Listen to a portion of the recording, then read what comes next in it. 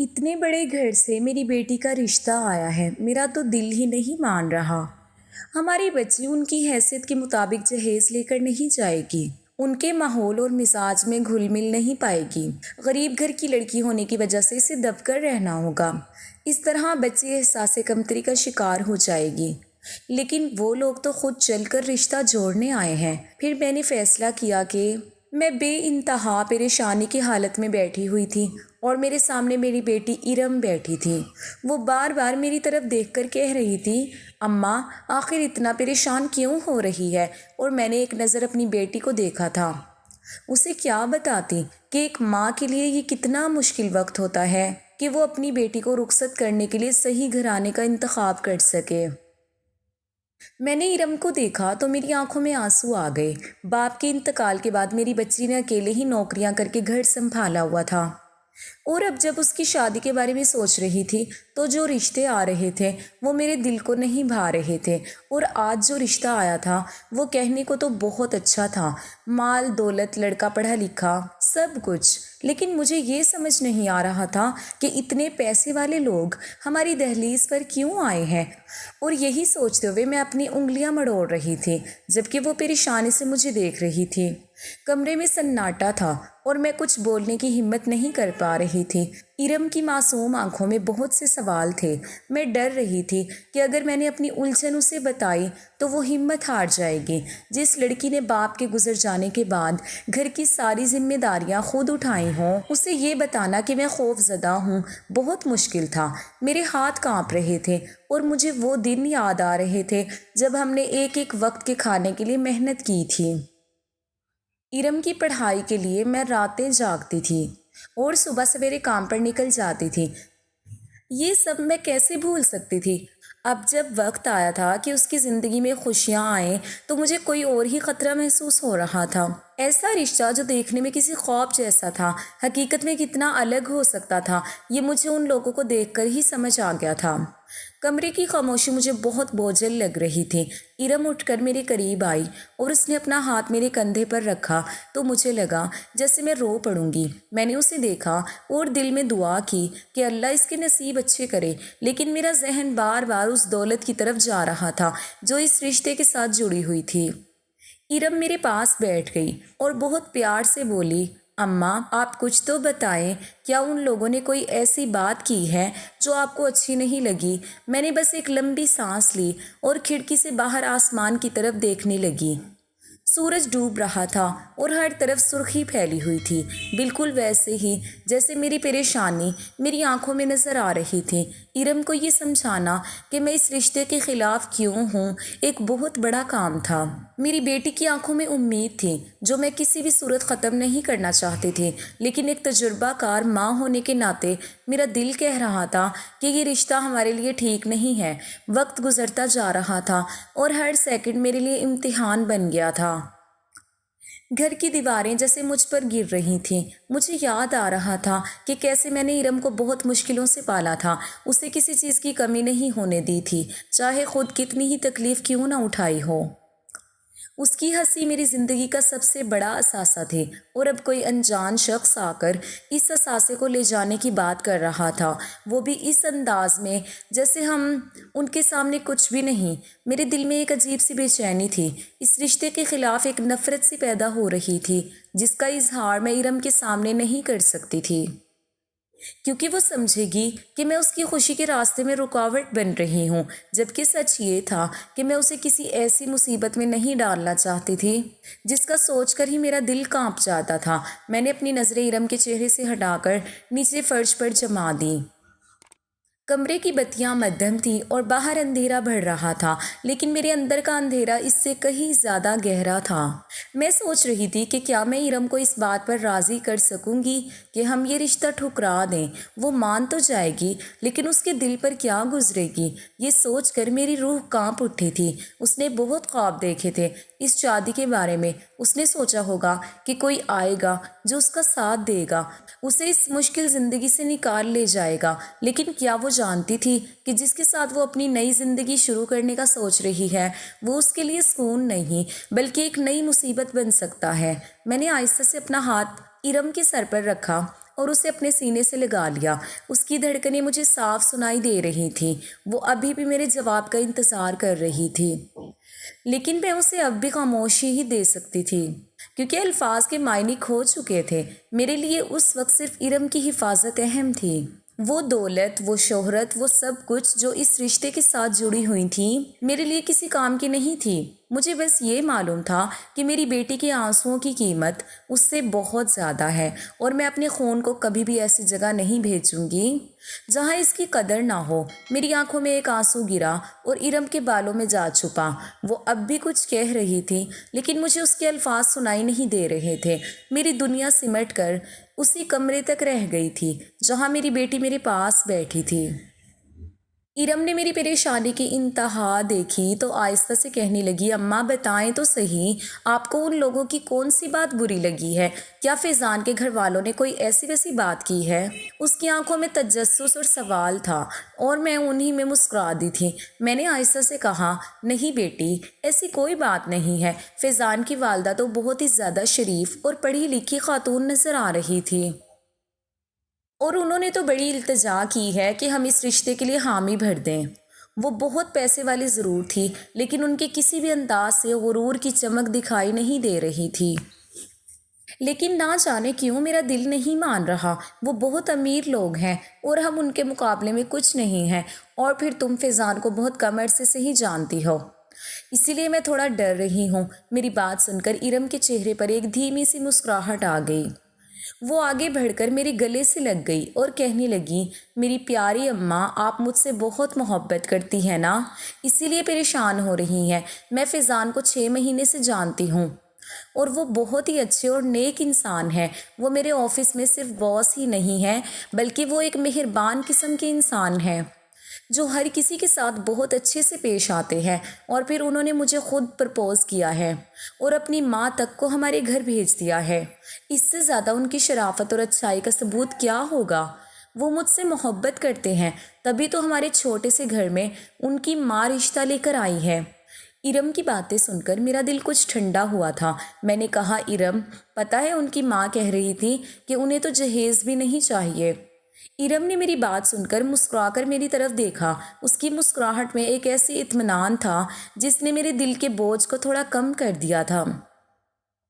فیضان کے بارے میں اس کی باتیں میرے کانوں میں رس گھول رہی تھیں، لیکن ماں کا دل تھا کہ اسے ابھی بھی کسی انجانے خوف نے جکڑ رکھا تھا۔ میں سوچ رہی تھی کہ کیا واقعی اتنی آسانی سے زندگی کے فیصلے اتنے خوبصورت ہو سکتے ہیں؟ کیا قسمت کبھی کسی غریب گھرانے پر اتنی مہربانی بھی کر سکتی ہے کہ انہیں بنا کسی شرط کے قبول کر لیا جائے؟ میرے ذہن میں بار بار ان امیر لوگوں کا تصور آتا تھا جنہیں ہم نے اپنی زندگی میں ہمیشہ اونچے اور مغرور مقام پر دیکھا تھا۔ کیا واقعی فیضان کے گھر والے ایسے ہی تھے جیسے ارم بتا رہی تھی، یا یہ صرف ایک خوبصورت خواب تھا جو جلد ٹوٹنے والا تھا؟ ارم میرے گلے لگی ہوئی تھی اور اس کے بالوں کی خوشبو میرے حواسوں کو معطر کر رہی تھی۔ ارم میرے گلے لگی ہوئی تھی اور اس کے بالوں کی خوشبو میرے حواسوں کو معطر کر رہی تھی۔ یہ میری بیٹی تھی جس نے زندگی کی ہر تلخی کو بہت بہادری سے جھیلا تھا، اور آج جب اس کی زندگی میں خوشی کی دستک ہوئی تھی تو میں اسے شک کی نگاہ سے دیکھ رہی تھی۔ کیا میں حق بجانب تھی، یا پھر صرف اپنی پرانی محرومیوں کی وجہ سے اس رشتے کو ٹھکرا رہی تھی؟ میں نے سوچا کہ شاید میں فیضان کی شرافت کو نہیں بلکہ اپنی غربت کو کوس رہی تھی۔ میں نے ارم کے سر کو سہلایا اور اسے اپنی گود میں بٹھا لیا۔ کمرے میں شام کا وقت ڈھل رہا تھا اور باہر گلی میں بچوں کے کھیلنے کی آوازیں آ رہی تھیں، جیسے زندگی معمول کے مطابق چل رہی ہو، لیکن میرے لیے وقت جیسے رک سا گیا تھا۔ میں نے سوچا کہ کیا یہ سب سچ ہے؟ کیا واقعی فیضان اس سے اتنی محبت کرتا ہے کہ اس نے اپنی ماں کو ہمارے چھوٹے سے گھر کے دروازے تک کھینچ لایا تھا؟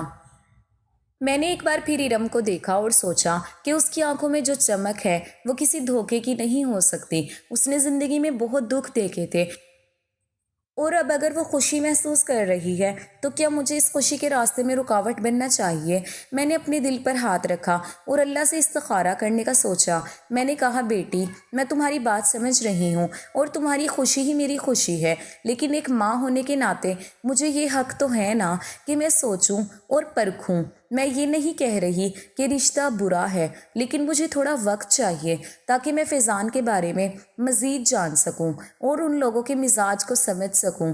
ارم نے سر ہلا کر حامی بھری اور کہا، اماں آپ جو بھی کریں گی ٹھیک ہی کریں گی، مجھے آپ کے فیصلے پر پورا بھروسہ ہے۔ یہ سن کر میری آنکھوں میں نمی سی آ گئی۔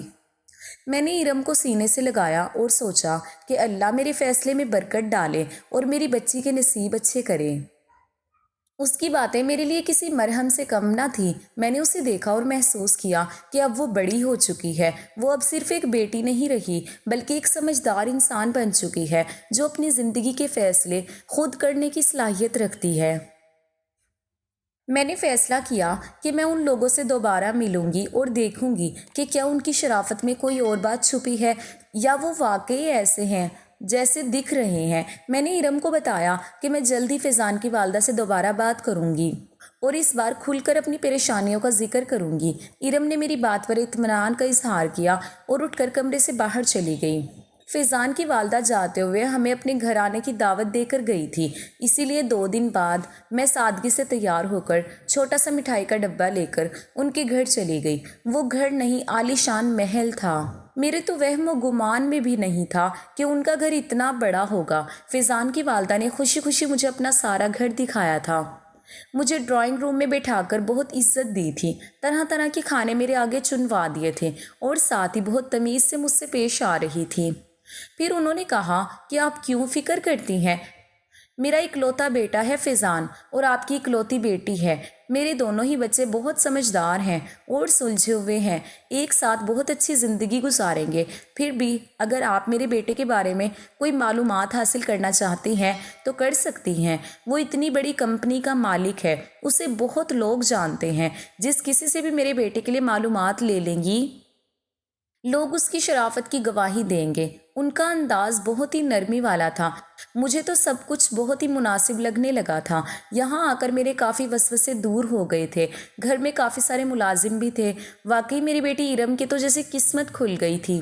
پھر میں نے ان سے کہا کہ میں آپ کو 1-2 دن میں جواب دے دوں گی، اور اسی 1-2 دن میں میں نے فیضان کے ورکرز وغیرہ سے اس کے بارے میں معلومات لے لی تھی اور سب نے بتایا تھا کہ وہ ایک بہت رحم دل انسان ہے جو اپنے ورکرز کا بہت خیال رکھتا ہے اور بہت ہی شریف بھی ہے۔ بس پھر میں نے ہاں کرنے میں دیر نہیں لگائی تھی، کیونکہ وہ میری بیٹی کی پہلی اور آخری محبت بھی تھا اور اس کے ساتھ وفادار بھی۔ میں جب ان کے گھر سے واپس لوٹی تو میرے قدموں میں ایک عجیب سا ہلکا پن تھا۔ جو بوجھ میرے دل پر کئی دنوں سے رکھا تھا وہ جیسے ہوا میں اڑ گیا ہو۔ فیضان کی والدہ کی باتیں اور ان کا اخلاق میرے دل پر نقش ہو گیا تھا۔ ایک امیر گھرانے کی خاتون ہونے کے باوجود ان کی سادگی اور عاجزی نے مجھے بہت متاثر کیا تھا۔ میں نے اپنے آپ کو کوسا کہ میں ناحق ہی شکوک میں مبتلا تھی، جبکہ حقیقت اتنی شفاف تھی کہ اس میں کسی شک کی گنجائش ہی نہیں تھی۔ ارم کا انتخاب درست تھا اور مجھے اپنی بیٹی کی پسند پر ناز ہو رہا تھا۔ میں نے اس رات جب ارم کو سب کچھ بتایا تو اس کی آنکھوں میں جو چمک تھی وہ میرے لیے دنیا کی سب سے بڑی دولت تھی۔ اس نے اپنی ماں کو گلے سے لگایا اور اس کی خوشی کا ٹھکانہ نہ تھا۔ شادی کی تیاریاں شروع ہو گئی اور ایک طرف جہاں خوشی کا ماحول تھا، وہیں دوسری طرف ایک ماں کے دل میں بیٹی کو رخصت کرنے کا وہ کسک بھی تھی جو ہر ماں محسوس کرتی ہے۔ فیضان کے گھر والوں نے ہر معاملے میں ہماری رائے کو فوقیت دی تھی۔ انہوں نے کسی بھی قسم کی کوئی شرط نہیں رکھی تھی اور سادگی سے شادی کرنے پر راضی ہو گئے تھے۔ یہ دیکھ کر میرا دل مزید پر اعتماد ہو گیا تھا کہ یہ لوگ صرف دولت مند نہیں بلکہ دل کے بھی امیر ہیں۔ ارم نے اپنی محنت کی کمائی سے کچھ چیزیں خریدنا چاہی تھیں، لیکن فیضان کی والدہ نے اسے پیار سے منع کر دیا تھا اور کہا تھا کہ ہمیں صرف ایک اچھی بہو چاہیے، نہ کہ جہیز کی نمائش۔ یہ الفاظ میرے لیے کسی دعا سے کم نہ تھے۔ وہ دن بھی آ گیا جب ارم کی رخصتی ہونی تھی۔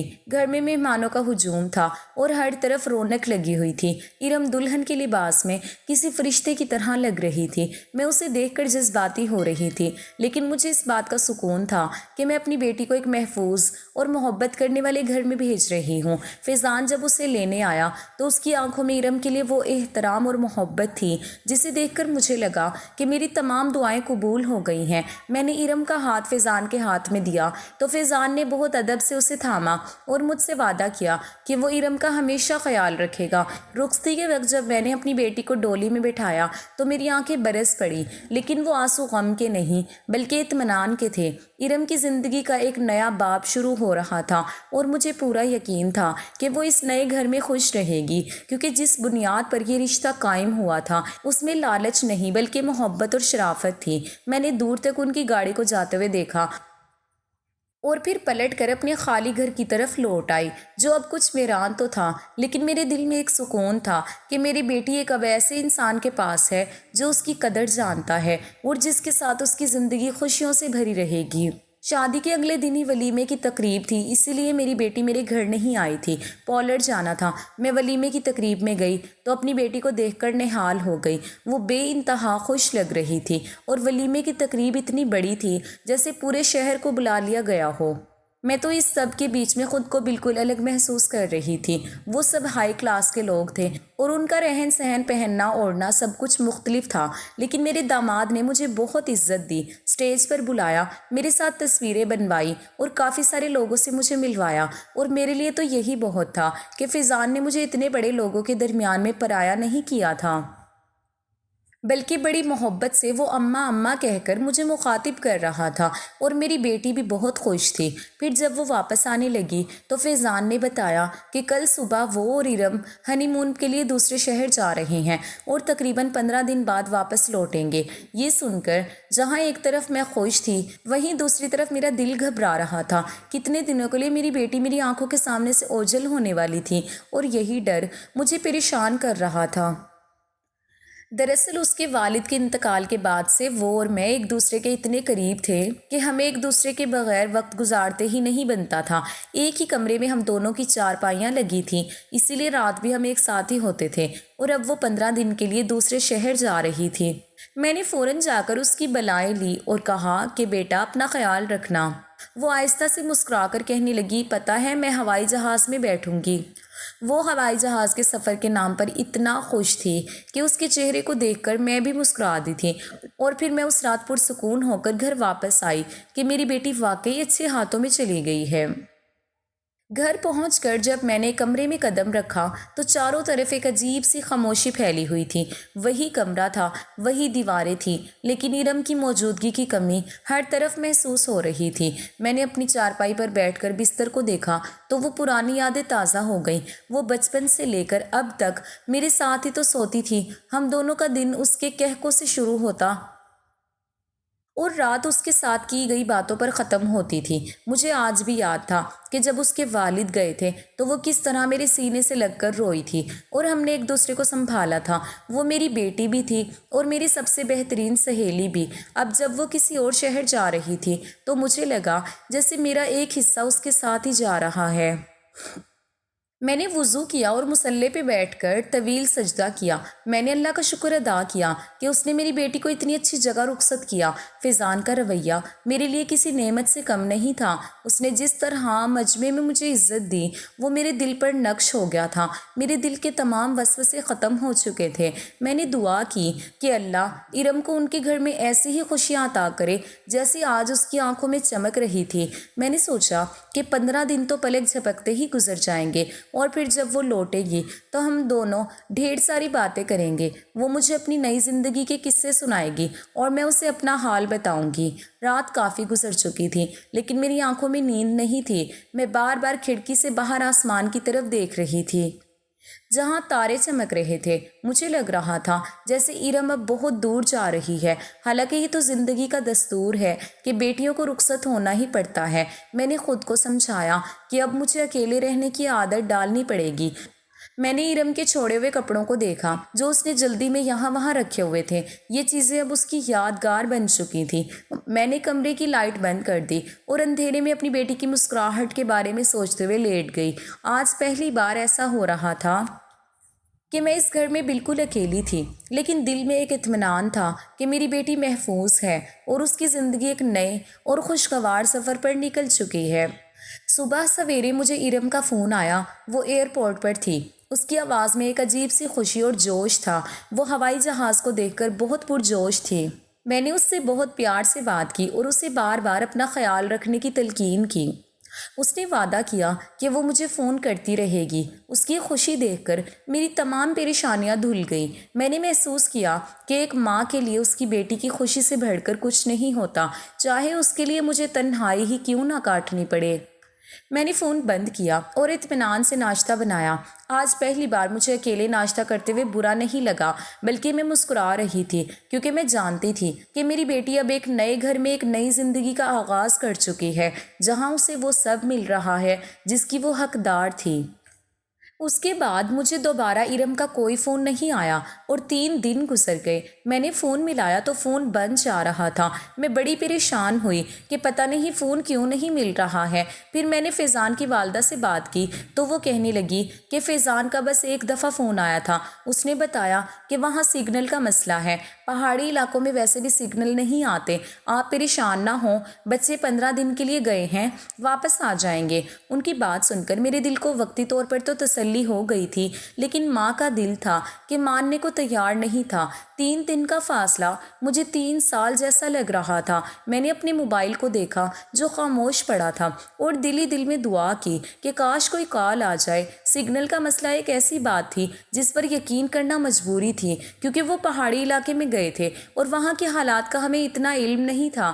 میں نے خود کو مصروف رکھنے کی کوشش کی، گھر کے چھوٹے موٹے کام کیے تاکہ وقت گزر سکے، لیکن میرا ذہن بار بار ارم کی طرف بھٹک جاتا تھا۔ وہ میری اکلوتی بیٹی تھی اور اس کے بغیر اس گھر میں سانس لینا بھی دوبر ہو رہا تھا۔ رات کے اندھیرے میں جب میں اکیلی چارپائی پر لیٹتی تو طرح طرح کے وسوسے میرے ذہن میں آنے لگتے۔ کیا واقعی وہاں سگنل نہیں ہے یا کوئی اور بات ہے؟ میں بار بار فیضان کی والدہ کی باتوں کو یاد کرتی، جن میں ایک عجیب سا اطمینان تھا۔ شاید ان کے لیے یہ کوئی بڑی بات نہ ہو، کیونکہ وہ امیر لوگ تھے اور ان کا رہن سہن ہم سے بہت الگ تھا، لیکن میں ایک غریب ماں تھی جس کی پوری دنیا اس کی بیٹی کے گرد گھومتی تھی۔ میں نے سوچا کہ شاید میں بلا وجہ پریشان ہو رہی ہوں اور وقت کے ساتھ سب ٹھیک ہو جائے گا۔ مجھے اپنے آپ پر تھوڑی شرمندگی بھی محسوس ہوئی کہ میں اتنی جلدی گھبرا جاتی ہوں۔ اگلے دن میں نے دوبارہ فون ملایا تو پھر بھی وہی جواب ملا کہ آپ کا ملایا ہوا نمبر بند ہے۔ میں نے صبر کا گھونٹ پیا اور کام میں دل لگانے کی کوشش کی، لیکن گھر کی خاموشی مجھے کاٹے جا رہی تھی۔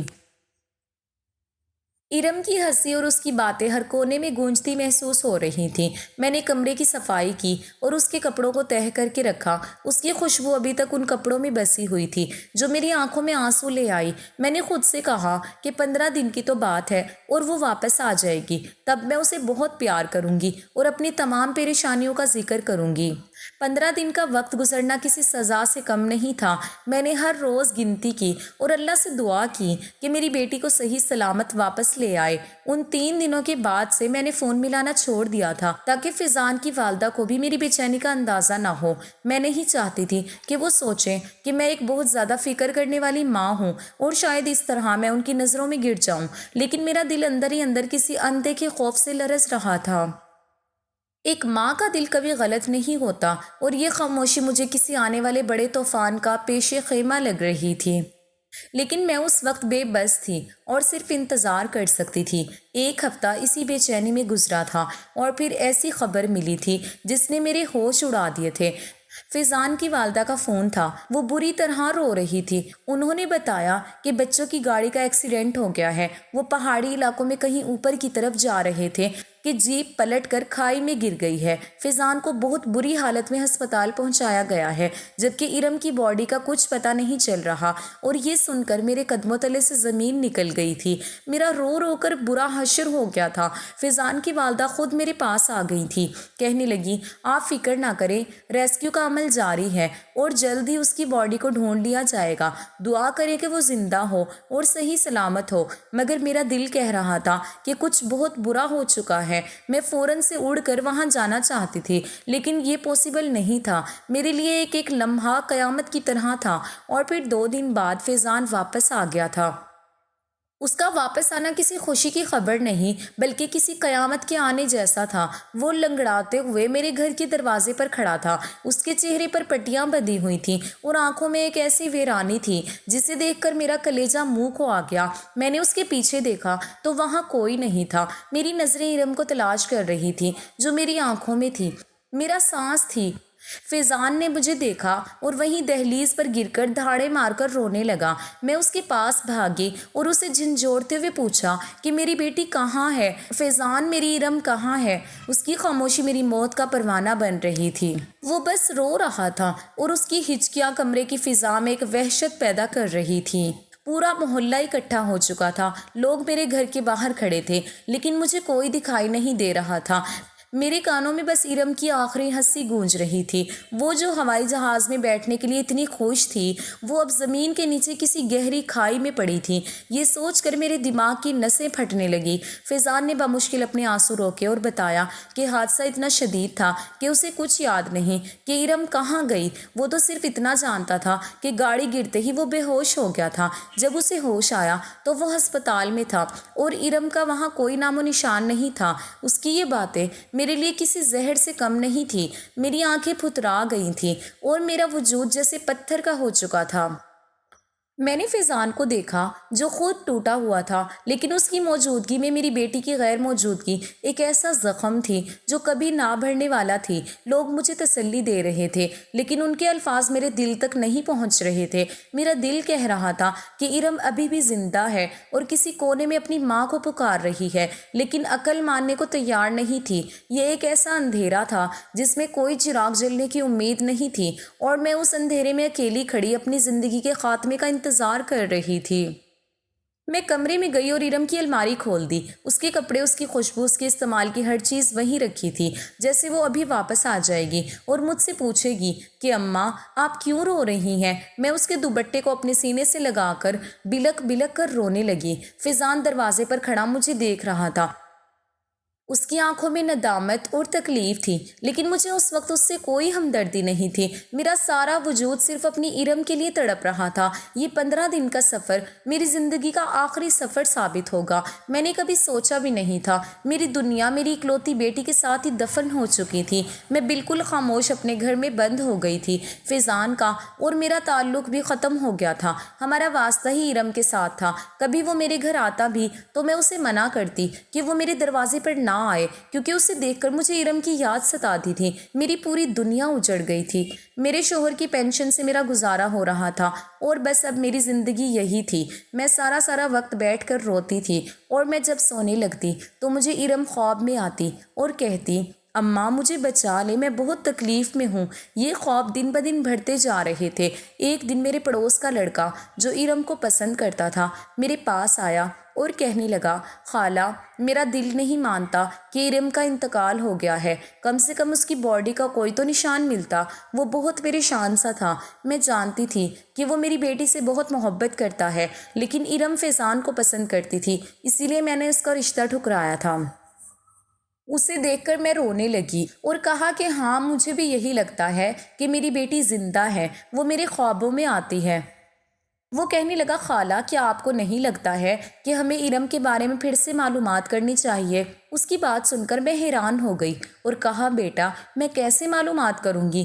وہ تو پہاڑ کی چوٹی سے گر گئی اور کھائی میں اس کی باڈی کہیں گم ہو گئی۔ وہ کہنے لگا یہ تو فیضان نے آپ کو بتایا ہے نا، ہم وہاں جا کر پتہ کرتے ہیں، آپ خاموشی سے میرے ساتھ چلے، پیسے میں خود لگاؤں گا، پریشان نہ ہوں۔ وہ لڑکا ارم کی شادی کے بعد پردیس چلا گیا تھا اور جب واپس لوٹا تھا تو آتے ہی ارم کے لیے پریشان تھا۔ میں چاہتی تھی کہ اپنی بیٹی کے بارے میں صحیح سے پتہ کروں، اسی لیے خاموشی سے اس کے ساتھ ان جگہوں پر چلی گئی جہاں میری بیٹی گئی تھی۔ ارم نے جانے سے پہلے اتفاق سے مجھے وہ سارا پلان بتایا تھا جو اس کے شوہر نے بنایا تھا کہ وہ پہلے کہاں جائیں گے اور پھر کہاں، اور جس جگہ ایکسیڈنٹ ہوا تھا ہم وہاں بھی گئے۔ وہاں ہمیں اس ٹائم پر کافی سارے جیپ ڈرائیور ملے تو شہزاد نے ایک جیپ والے سے بکنگ کر لی۔ ہم دونوں جیپ میں بیٹھ گئے اور باتوں باتوں میں شہزاد نے کہا کہ 2 مہینے پہلے یہاں ایک جیپ کا ایکسیڈنٹ ہوا تھا جس میں ایک لڑکی کھائی میں گر گئی تھی، کیا آپ کو اس بارے میں کچھ خبر ہے؟ جیپ والے نے حیرت سے ہمیں دیکھا اور کہنے لگا اس علاقے میں پچھلے 8 مہینوں سے کوئی ایکسیڈنٹ نہیں ہوا۔ 8 مہینے پہلے ایک وین کا ایکسیڈنٹ ہوا تھا، لیکن اس میں بھی کسی کی جان نہیں گئی تھی، لوگوں کو آرام سے بچا لیا گیا تھا۔ یہاں کوئی ایسی گہری کھائی نہیں ہے کہ جہاں پر کوئی گرے تو اس کی باڈی ہی نہ ملے۔ پھر وہ انہی راستوں پر لے کر ہمیں اوپر کی طرف چڑھتا چلا گیا، اور ان راستوں کو دیکھ کر اندازہ ہوا کہ واقعی جیپ کا پلٹنا ایک ناممکن سی بات تھی، اور یہ وہ بات تھی جس نے ہمارے ہوش اڑا دیے تھے۔ اگر کوئی ایکسیڈنٹ نہیں ہوا تھا تو پھر فیضان نے کون سا ایکسیڈنٹ کی خبر سنائی تھی؟ پھر میں نے جیپ والے سے پوچھا کہ کیا آس پاس کے کسی علاقے میں کوئی ایکسیڈنٹ ہوا تھا؟ وہ مسکرایا اور کہنے لگا، نہیں باجی، یہاں تو ایک چھوٹا سا حادثہ بھی ہو تو ساری جگہ ہر بات پھیل جاتی ہے، کیونکہ سیاحوں کے ذریعے بات فوراً اس علاقے میں گردش کرتی ہے، لیکن یہاں ایسا کوئی حادثہ نہیں ہوا۔ اور پھر شہزاد نے جیپ ڈرائیور کو ساری بات بتا دی کہ کس طرح میری بیٹی اور داماد یہاں آئے تھے، اور وہ میرے داماد نے حادثے کی کہانی سنائی تھی۔ اس جیپ ڈرائیور نے میری طرف دیکھا اور کہنے لگا، اماں، کیا آپ کے پاس آپ کی بیٹی اور داماد کی کوئی تصویر ہے؟ میں نے کانپتے ہاتھوں سے اپنے پرس سے وہ تصویر نکالی جو ارم نے جاتے ہوئے مجھے دی تھی۔ جیپ ڈرائیور نے تصویر کو غور سے دیکھا اور تھوڑی دیر خاموش رہا، پھر کہنے لگا کہ مجھے یہاں بہت سے لوگ ملتے ہیں، میں اکیلے نہیں بتا سکتا۔ وہ تصویر لے کر جیپ سٹینڈ پر چلا گیا جہاں اس کے اور بھی ساتھی کھڑے تھے۔ میں اور شہزاد بے چینی سے وہاں کھڑے ان کی طرف دیکھتے رہے۔ کچھ دیر بعد وہی جیپ والا اپنے ایک ساتھی کو لے کر واپس آیا۔ اس کے ساتھی نے تصویر پر نظر ڈالی اور فوراً بول پڑا کہ ہاں، یہ تو وہی جوڑا ہے، یہ یہاں آئے ضرور تھے، لیکن یہ پہاڑوں کے اوپر والے خطرناک راستوں پر نہیں گئے تھے۔ اس نے مزید بتایا کہ انہوں نے یہیں پاس ہی کچھ تصویریں بنوائی تھیں، اور پھر وہ لڑکا اس لڑکی کو واپس لے گیا تھا۔ یہ سن کر میری آنکھوں کے سامنے اندھیرا چھا گیا۔ اگر وہ اوپر نہیں گئے تھے تو پھر وہ کہاں گئے تھے؟ فیضان نے جو حادثے کی کہانی سنائی تھی اور اپنی آخری تصاویر کہہ کر مجھے اسی جگہ کی تصویریں دکھائی تھیں، وہ سراسر جھوٹ تھی۔ جیپ والے کی بات نے میرے دل میں ایک نئی آگ لگا دی تھی۔ شہزاد نے غصے سے مٹھی بھینچی اور پوچھا کہ کیا انہوں نے دیکھا تھا کہ وہ لوگ کہاں گئے؟ جیپ والے نے بتایا کہ وہ لوگ واپس شہر کی طرف جانے والی روڈ پر مڑے تھے، لیکن وہ لوگ بہت جلدی میں تھے اور لڑکی کے چہرے پر خوف کے آثار تھے۔ یہ سن کر میرے دل کی دھڑکنیں جیسے رک سی گئیں۔ میری بچی پہاڑ سے نہیں گری تھی، اسے تو فیضان نے کہیں اور غائب کر دیا تھا۔ شہزاد کا چہرہ غصے سے سرخ ہو گیا تھا۔ اس نے جیپ والے کو کچھ پیسے دیے اور کہا کہ یہاں سے شہر جانے والی ٹیکسیوں سے پتہ کریں کہ وہ لوگ کس گاڑی میں بیٹھتے تھے، جبکہ میرے ذہن میں ہزاروں وسوسے آ رہے تھے۔ فیضان اتنا ظالم کیسے ہو سکتا ہے؟ وہ تو بہت شریف انسان لگتا تھا۔ کیا یہ سب اس کی ماں کا بھی منصوبہ تھا، یا وہ بھی اس سازش میں شامل تھی؟ یہ سوالات میرے دماغ میں کسی ہتھوڑے کی طرح بج رہے تھے۔ مجھے سمجھ نہیں آ رہا تھا کہ میں ارم کو کیسے ڈھونڈوں گی، لیکن اب مجھے سچائی معلوم ہو چکی تھی۔ فیضان نے ایک بہت بڑی جھوٹ کی دیوار کھڑی کی تھی تاکہ وہ ارم کو میری نظروں سے دور کر سکے۔ پھر وہ ٹیکسی والا مل گیا اور اس نے جو ہمیں بتایا وہ سن کر ہمارے ہوش اڑ گئے۔ وہ کہنے لگا کہ وہ لڑکی اور اس کا شوہر میری ٹیکسی میں بیٹھے تھے، لیکن وہ کسی ہوٹل کی طرف نہیں گئے، بلکہ وہ بازار کی طرف گئے جہاں سارے غلط کام ہوتے ہیں، اور پھر واپسی میں وہ لڑکا اکیلے میری ٹیکسی میں بیٹھا تھا۔ جہاں تک میرا خیال ہے وہ اس لڑکی کو بازار میں چھوڑ آیا۔ یہ الفاظ میرے کانوں میں سیسے کی طرح پگھل کر اتر رہے تھے۔ کیا میری بیٹی کی عزت اور زندگی کو اس شخص نے اتنی آسانی سے داؤ پر لگا دیا تھا؟ شہزاد کا چہرہ غصے سے نیلا پڑ گیا تھا۔ اس نے ٹیکسی والے کا گریبان پکڑ لیا اور چیخ کر پوچھا کہ وہ کون سی جگہ تھی جہاں اس نے ارم کو چھوڑا تھا۔ ٹیکسی والا گھبرا کر بولا کہ مجھے ٹھیک سے یاد نہیں، لیکن وہ ایک پرانی عمارت تھی جو بازار کے سب سے آخری کونے پر واقع ہے۔ وہاں عام لوگوں کا جانا منع ہے۔ میں تو بس اسے وہاں چھوڑ کر واپس آ گیا تھا۔ مجھے کیا پتا تھا کہ وہ کیا کرنے والا ہے۔ میں زمین پر بیٹھ گئی اور میری چیخیں نکل گئی۔ بازار اور میری بیٹی، یہ دو الگ الگ دنیایں تھیں جو کبھی آپس میں مل نہیں سکتی تھیں۔ فیضان نے دولت اور اپنی شرافت کے نقاب کے پیچھے چھپے اس بھیانک چہرے کو میرے سامنے بے نقاب کر دیا تھا۔ اب مجھے سمجھ آیا کہ اس نے کیوں سگنل کا بہانہ کیا تھا اور کیوں حادثے کا جھوٹ گھڑا تھا۔ اس نے ارم کو ایک ایسی دلدل میں پھینک دیا تھا جہاں سے واپسی کا راستہ صرف ایک ماں کی ہمت اور اللہ کے کرم سے ہی ممکن تھا۔ شہزاد نے مجھے سہارا دے کر کھڑا کیا اور کہا، خالہ ہمت نہ ہاریں، ہم ابھی اسی جگہ جا رہے ہیں۔ ہم ٹیکسی والے کو ساتھ لے کر اس بازار کی طرف نکل پڑے جو اب میرے لیے کسی جہنم سے کم نہیں تھا۔ سارا راستہ میں صرف اپنی بیٹی کو یاد کرتی رہی اور اللہ سے دعا کرتی رہی کہ وہ ارم کی عزت کی حفاظت کرے۔ جیسے ہی ہم اس بدنام بازار کے قریب پہنچے، ماحول ہی بدل گیا تھا۔ ہر طرف ایک عجیب سی نحوست پھیلی ہوئی تھی۔ ٹیکسی والے نے ایک پرانی اور بوسیدہ عمارت کے سامنے گاڑی روکی جہاں باہر کوئی سیکیورٹی نہیں تھی، لیکن اندر سے کچھ ایسی آوازیں آ رہی تھی جو میرے دل کو دہلا رہی تھی۔ شہزاد نے مجھے جیپ میں ہی رکنے کا کہا اور خود تیزی سے اس عمارت کی طرف بڑھا۔ میں جیپ میں بیٹھی لرز رہی تھی اور ہر لمحہ مجھے قیامت جیسا محسوس ہو رہا تھا۔ کیا ارم وہاں صحیح سلامت ہوگی؟ کیا میں اس تک پہنچ پاؤں گی؟ فیضان نے اپنی بیوی کے ساتھ یہ کیسا بھیانک کھیل کھیلا تھا؟ یہ سب سوچ کر میرا سر چکرا رہا تھا۔ کچھ دیر بعد شہزاد واپس باہر آیا اور کہنے لگا کہ ارم اندر ہی موجود ہے، لیکن اسے نکالنا ہرگز بھی آسان نہیں ہے کیونکہ یہاں پر سب غلط کام ہوتے ہیں اور اندر سیکیورٹی بہت سخت ہے۔ ایسے ہی کسی بھی لڑکی کو باہر نہیں لایا جا سکتا۔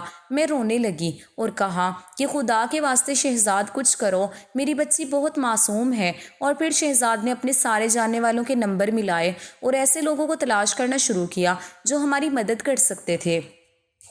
اور پھر شہزاد کے ماموں کے دوست جو فوج کی ایک اچھی پوسٹ پر تھے اور اسی شہر میں موجود تھے، انہوں نے ہماری مدد کرنے کی حامی بھری اور پھر اپنی ساری طاقت اور تعلقات کو استعمال میں لاتے ہوئے پولیس اور سیکیورٹی اداروں کو حرکت دی اور اس طرح ارم ہمیں واپس مل گئی۔ لیکن اس کا حال بہت برا تھا۔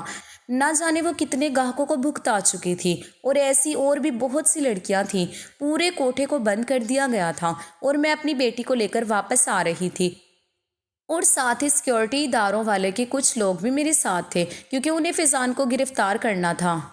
اور پھر جب فیضان کو گرفتار کیا گیا تو پتہ چلا کہ وہ پھر سے شادی کرنے والا تھا اور اس بار اس نے پھر کسی غریب لڑکی کو اپنے جھانسے میں پھنسایا تھا۔ وہ اسی طرح غریب لڑکیوں سے شادی کرتا تھا اور پھر ہنی مون کے نام پر انہیں لے جا کر دوسرے شہر فروخت کر دیتا۔ اس کا اصل کاروبار تو یہی تھا اور اس کی ماں بھی اس کے ساتھ ملوث تھی۔ دونوں ماں بیٹے کو گرفتار کر لیا گیا تھا اور اب وہ جیل کی سلاخوں کے پیچھے تھے۔ ارم کی ذہنی حالت کافی دنوں تک خراب رہی تھی، لیکن پھر شہزاد نے اسے سنبھال لیا تھا۔ اس کے پہلے شوہر سے ہم نے طلاق دلوائی تھی اور اس کی عدت پوری کروانے کے بعد میں نے شہزاد کے ساتھ اس کی سادگی سے شادی کر دی تھی تاکہ وہ اپنی زندگی میں واپس لوٹ سکیں۔ آج وہ ایک نارمل زندگی گزارنے کی کوشش کر رہی ہے، لیکن اب بھی کبھی کبھی راتوں میں چیخیں مار کر اٹھتی ہے۔ اس کے ساتھ جو کچھ ہوا وہ بے انتہا بھیانک تھا۔ آخر میں سب سے یہی کہوں گی کہ اپنی بیٹیوں کی شادیاں بہت چھان بین کر کے کریں اور خاص کر اگر ممکن ہو تو اپنے جیسے لوگوں میں ہی شادیاں کریں۔ یہ الفاظ کہتے ہوئے میرا دل آج بھی کانپ اٹھتا ہے۔ وہ وقت میری زندگی کا سب سے کٹھن دور تھا۔ ہم نے جو کچھ سہا وہ بیان سے باہر ہے، لیکن اللہ کا لاکھ شکر ہے کہ اس نے ہمیں اس جہنم سے نکال لیا۔ ارم اب شہزاد کے ساتھ اپنی زندگی میں سکون پانے کی کوشش کر رہی ہے۔ شہزاد جس نے اس مشکل وقت میں ہمارا ساتھ دیا تھا وہ واقعی ایک فرشتے کی طرح ہمارے لیے آیا تھا۔ میں نے جو اپنی بیٹی کے لیے خوف پالے تھے وہ سب سچ ثابت ہوئے تھے۔ وہ امیر گھرانہ دراصل انسان نما بھیڑیوں کا اڈا تھا جن کا کام ہی بیٹیوں کی عزتوں کا سودا کرنا تھا۔ آج جب میں ارم کو دیکھتی ہوں تو وہ پہلے والی ارم نہیں رہی۔ اس کی آنکھوں میں اب بھی ایک خوف کی پرچھائی نظر آتی ہے۔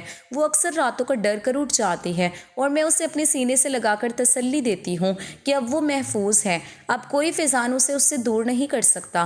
فیضان اور اس کی ماں کو اس کے کیے کی سزا مل رہی ہے، لیکن جو دکھ میری بیٹی نے پائے ہیں وہ کبھی نہیں مٹ سکیں گے۔ ہم نے وہ حویلی بھی دیکھی تھی جہاں وہ اسے قید رکھتے تھے۔ وہ جگہ دیکھ کر ہی روح کانپ جاتی تھی کہ کیسے ایک ماں کی بیٹی وہاں کن حالات میں رہی ہوگی۔ میں نے اپنی زندگی کے اس سفر سے یہ سیکھا ہے کہ دولت کی چمک دیکھ کر دھوکہ نہیں کھانا چاہیے۔ اصل شرافت انسان کے کردار میں ہوتی ہے، نہ کہ اس کے بینک بیلنس میں۔ میری دعا ہے کہ کوئی اور ماں اس طرح کے حالات سے نہ گزرے۔ میں آج بھی ان لوگوں کے لیے دعا کرتی ہوں جنہوں نے اس مشکل میں ہماری مدد کی، خاص طور پر شہزاد جس نے اپنی زندگی داؤ پر لگا کر ارم کو بازیاب کروایا۔ آج ہماری زندگی میں تھوڑا سکون ہے، لیکن ہم اس واقعے کو کبھی فراموش نہیں کر سکتے۔ ارم اب دھیرے دھیرے دنیا میں واپس آ رہی ہے۔ وہ اب اپنے گھر میں اپنے شوہر کے ساتھ ایک نئی امید کے ساتھ زندگی گزارنے کی کوشش کر رہی ہے۔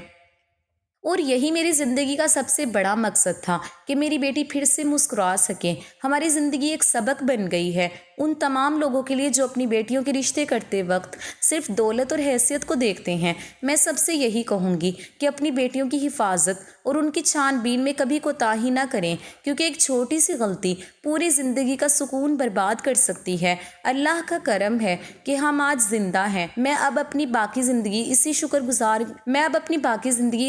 میں گزارنا چاہتی ہوں کہ میری بیٹی میرے پاس ہے، وہ اب ایک ایسے انسان کے ساتھ ہے جو واقعی اس کی قدر کرتا ہے۔ یہی میری زندگی کی سب سے بڑی کامیابی ہے۔